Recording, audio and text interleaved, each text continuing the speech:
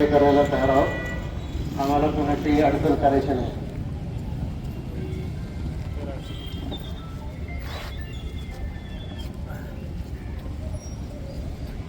पुणे नाशिक रेल्वेच्या उभारणीसाठी ज्या काही घटना गेल्या काही दिवसामध्ये घडलेल्या आहेत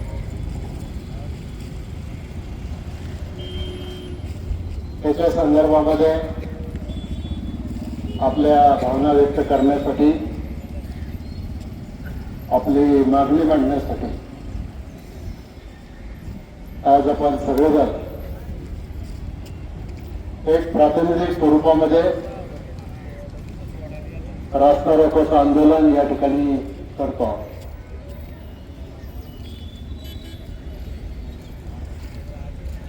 पुणे नाशिक रेल्वे झाली पाहिजे ही आपल्या सगळ्यांची खूप वर्षापासूनची मागणी. आज पाहिलं तर मुंबईवरून गुजरात आणि उत्तर भारताकडे जाणाऱ्या रेल्वे आहे. मुंबईवरून पुण्यावरून दक्षिण भारताकडे जाणाऱ्या रेल्वे आहेत. ॲम्ब्युलन्सवर जागा करून द्या.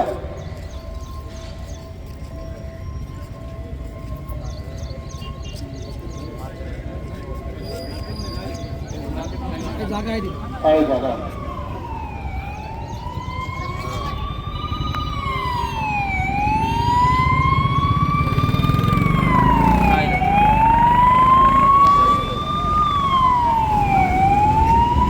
आतमध्ये बघा, आतमध्ये ट्रॅफिक होणार नाही असं बघा.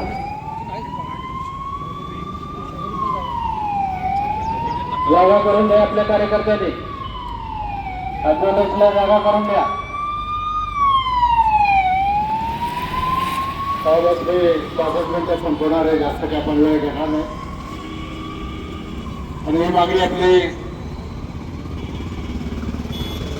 तसं पाहिलं तर पुण्यावरून अहमदनगरला किंवा मनमाडला जायचं असलं तरी चौक मार्गे रेल्वेची सोय. फक्त एकच मार्ग जो राहिलेला होता तो तळेगाव पासून पुण्याला जी रेल्वे जाते तर त्या रेल्वेमध्ये पुण्यापासून नाशिकला जाणारी जर रेल्वे आहे आपण जर या ठिकाणी सुरू केली तर त्याचा फायदा या भागातल्या नागरिकांना, विद्यार्थ्यांना आणि विशेष करून शेतकऱ्यांना या रेल्वेचा फायदा त्या ठिकाणी जास्त होणार.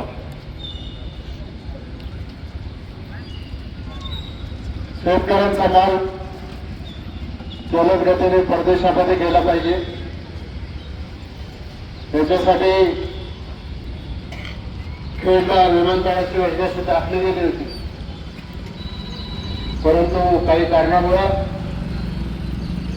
खेडचा विमानतळ होऊ शकला नाही आणि तो आता पुरंदरला, सासवडला त्या ठिकाणी गेलेला आहे. आता विमानतळ तिकडे गेला तर आपली मागणी हीच होती की पुण्यापासून तर नाशिकला जाणारी रेल्वे जर झाली तर निश्चित इथल्या शेतकऱ्याचा माल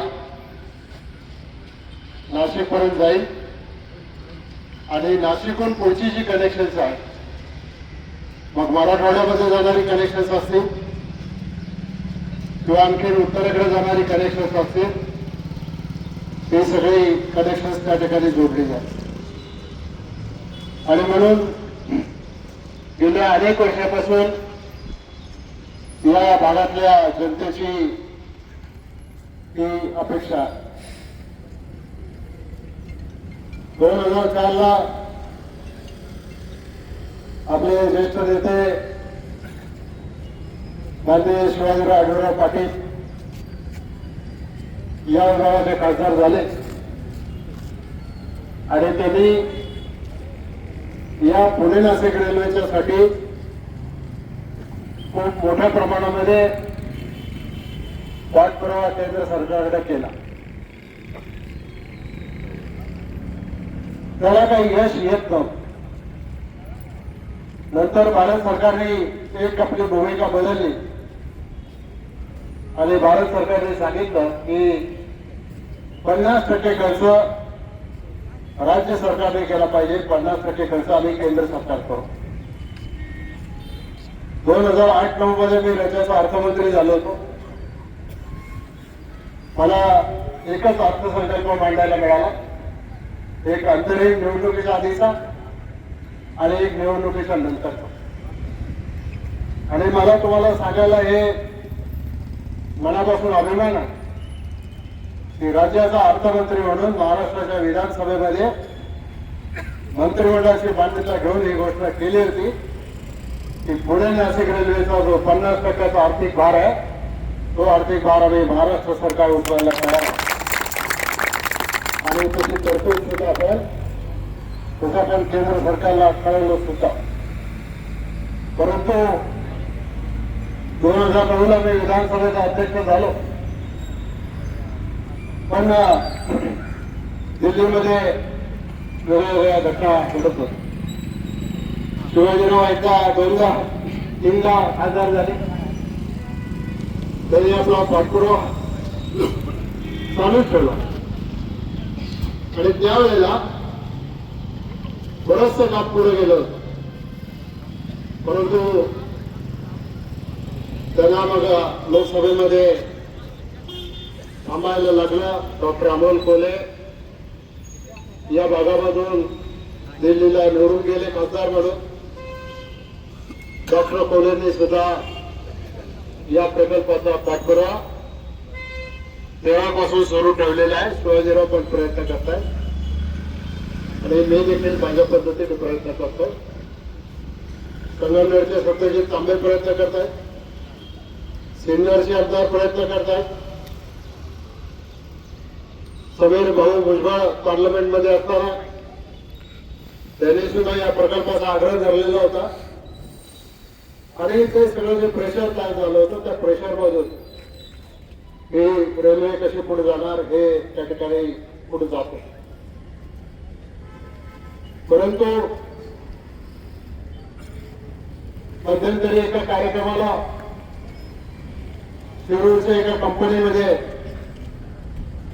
रेल्वे मंत्री आले होते, वैष्णवजी. मुख्यमंत्री होते, मी होतो. मुख्यमंत्री लवकर जरा निघून गेले, त्यांना जायचं होतं कार्यक्रमाला. अश्विनी वैष्णव केंद्रीय रेल्वे मंत्री आणि मी एकत्र जेवायला बसतो.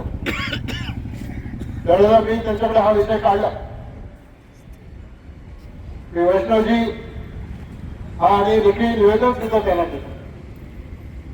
हा प्रश्न अतिशय गंभीर आहे.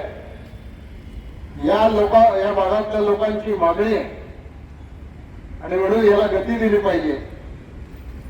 तुम्ही मला सांगा, पाहिजे तर आवश्यक असेल तुम्ही दिल्लीला येऊन तुमच्याशी चर्चा करायला तयार आहे. पण काय झालं माहित नाही. रांजणगाववरून केंद्रीय रेल्वे मंत्री निघाले, पुण्याला रेल्वे स्टेशनला एका कार्यक्रमाला गेले. माझी बातमी आधीच आली होती. पुण्याच्या कार्यक्रमात रेल्वे मंत्र्यांनी मला त्यांनी स्पष्ट सांगितलं होतं की पुणे नाशिक रेल्वेचा आता तुमचा प्रकल्प रद्द झालेला आहे, तो आम्ही आमच्या लिस्टमधून काढून टाकतो. आणि ती घोषणा त्यांनी जाहीर पाळली. त्याच दिवशी पुण्याला गेल्यानंतर तिथं ती घोषणा केली आणि मग त्याच्यानंतर आम्ही सगळे जे संबंधित लोक आहोत या प्रकल्पाशी आम्ही सगळ्यांनी त्याचा प्रयत्न केला. हा प्रश्न महाराष्ट्राच्या विधानसभेमध्ये सुद्धा आम्ही उचलला. त्यावेळेला आपले राज्याचे मुख्यमंत्री देवेंद्रजी फडणवीस यांनी डॉक्टर काकोडकर साहेबांच्या अध्यक्षतेखाली एक कमिटी नेमली आणि मुख्यमंत्र्यांशी ज्यावेळेला माझं बोलणं झालं तर मुख्यमंत्र्यांनी सांगितलं हा जीएमआरटीचा प्रोजेक्ट त्याच्यामुळे निर्माण होणारं दर्शन या रेल्वेमुळे या जीएमआरटीच्या प्रोजेक्टला अडथळा निर्माण होतो, म्हणून केंद्र सरकारने हा निर्णय रद्द केला प्रकल्प. मी त्याला सांगितलं असं होत नाही, जगामध्ये अशा अनेक ठिकाणी आर्थिक व्हायबिलिटीचा विचार नका करू, पण प्रकल्प रद्द करताना टेक्निकल व्हायबिलिटी याची बसते की नाही याचा विचार करा. आणि त्याच्यासाठी अमेरिकेमधल्या एका शास्त्रज्ञांचं जे लेखी ओपिनियन मी मागवलं होतं ते ओपिनियन त्यांना त्या ठिकाणी दिलं. आणि मग या जीएमआरपीच्या संदर्भामध्ये पुन्हा हा प्रकल्प कसा करता येईल याच्यासाठी डॉक्टर काकोडकरांच्या अध्यक्षतेखाली कमिटी होती. त्या कमिटीचा अहवाल यायचा तेव्हा येईल. त्याच्यानंतर प्रकल्प पुढे कसा घेऊन जायचा. पण दरम्यानच्या काळामध्ये केंद्र सरकारने आणखी एक निर्णय घेतला की पुण्यापासून हा प्रकल्प या मार्गे जो जाणार होता त्याच्याऐवजी आता हा प्रकल्प रांजणगाव आणि त्या परिसरामधून अहमदनगरला नेऊन तिकडून अहिल्यानगरहून तो प्रकल्प नाशिकला जोडायचा असं काहीतरी त्यांनी नियोजन केले. कारण जशी मुंबईवरून गुजरातला जाणारी बुलेट ट्रेन करतायत तसेच मुंबईवरून पुण्यावरून साऊथला जाणारी अतिजलद रेल्वे करायचं त्यांच्या डोक्यामध्ये आहे. आता त्याच्यावर आमचा सगळ्यांचा पाठपुरावा सुरू आहे. माझं डॉक्टर अमोल कोल्हेंशी पण बोलणं झालं. अमोल कोल्हेंना ही सगळी परिस्थिती माहिती आहे. काल रात्री बंटी पाटलांचं आणि अमोल कोल्हेंचं पण बोलणं झालं. बंटी पाटलांनी त्यांना सांगितलं की जर हा आपल्या भागातला प्रकल्प आहे तर तुम्ही सगळ्या आमदारांना घेऊन येता बसा, स्पष्ट भूमिका सांगा काय, आणि मग त्या भूमिकेमधून हा प्रकल्प पुढे कसा न्यायचा हे आपण त्याच्यामध्ये ठेवू. अमोल कोल्हेंचं आता आपलं आंदोलन चालू असताना फोन आला होता. तुम्ही टीव्हीवर पाहिलं असेल की राष्ट्रवादी काँग्रेसचे सर्व खासदार उभे सुप्रियाताईंच्या नेतृत्वाखाली देशाच्या पंतप्रधानांना भेटणार आहे. अमोल कोल्हेंनी सांगितलं की हा या प्रकल्पाबद्दल मी उद्या हा विषय पंतप्रधानांच्याकडे काढतो. आधी पण एक बैठक रेल्वे मंत्र्यांच्या बरोबर झालेली आहे, पण हा प्रकल्प मार्गी लागेल अशी काही अवस्था काही फार दिसत नाही. आता दिल्लीत जे काय व्हायचं ते होईल. आपण 50% पैसे पण सहन करायला तयार होतो. आपण सगळे प्रयत्न केलेले. मग आपल्या खासदारांनी आढळराव पाटलांनी प्रयत्न केले, अमोल कोल्हेंनी प्रयत्न केले, बाळासाहेब थोरात प्रयत्न करतात, सत्यजित तांबे प्रयत्न करतात, आमचे सिनियरचे आमदार प्रयत्न करतात, भुजबळ साहेब प्रयत्न करतात. सगळ्यांचा प्रयत्न, पण केवळ राजकीय लोकांना हा प्रकल्प पाहिजे याच्यापेक्षा हा प्रकल्प जनतेला पाहिजे का नको याच्यासाठी आपल्या भावना व्यक्त करण्यासाठी आपण रस्त्यावर आलेलो आंदोलन करतो. खरं तर आम्ही सत्तारूढ पक्षातले लोक आहोत. आम्ही आंदोलन करून एखादा प्रश्न सोडवू असं नाही. आम्हाला माहिती आहे कुठं नक्की कळ दाबली की कुठं रग लागते आणि कुठं रग लागली की कसा प्रश्न सुटतो ते, आणि मग तेच काम आपल्याला करायचं आहे. तरी सुद्धा जनमानसामध्ये, विशेषतः तरुण पिढीमध्ये, विद्यार्थ्यांमध्ये, विद्यार्थिनींमध्ये हे आंदोलन केल्याच्या नंतर काय होतं हे दिल्लीतल्या आणि शेतकऱ्यांच्या आंदोलनाच्या निमित्तानं आपण या देशामध्ये पाहिलेलं आहे. आणि म्हणून कोणाला विरोध म्हणून नाही, कोणाशी बाजू ओढायची म्हणून नाही, काहीतरी लोकांचा गैरसमज किंवा समज करून द्यायचा म्हणून नाही, कुठल्याही राजकीय हेतूशिवाय या भागाचं भवितव्य चांगलं करणारा हा प्रकल्प आहे. आणि म्हणून या प्रकल्पामध्ये आज कमी लोक कदाचित हजर असतील, पण या प्रकल्पामध्ये हजर असणाऱ्या लोकांच्या पेक्षा या दोन्ही तिन्ही चारही तालुक्यामधून उठाव झाला पाहिजे की आम्हाला हा प्रकल्प पाहिजे म्हणजे पाहिजे. आणि तो प्रकल्प सुरू करण्याच्या दृष्टिकोनातून आपण सगळेजण प्रयत्न करू. या पुढच्या काळामध्ये सुद्धा जेव्हा जेव्हा आम्ही तुम्हाला साथ घालू तेव्हा तेव्हा तुम्ही आपल्या मर्जीला या ठिकाणी आलं पाहिजे आणि या प्रकल्पामध्ये सहभाग घेतला पाहिजे. एवढंच मी आज या निमित्तानं सांगतो.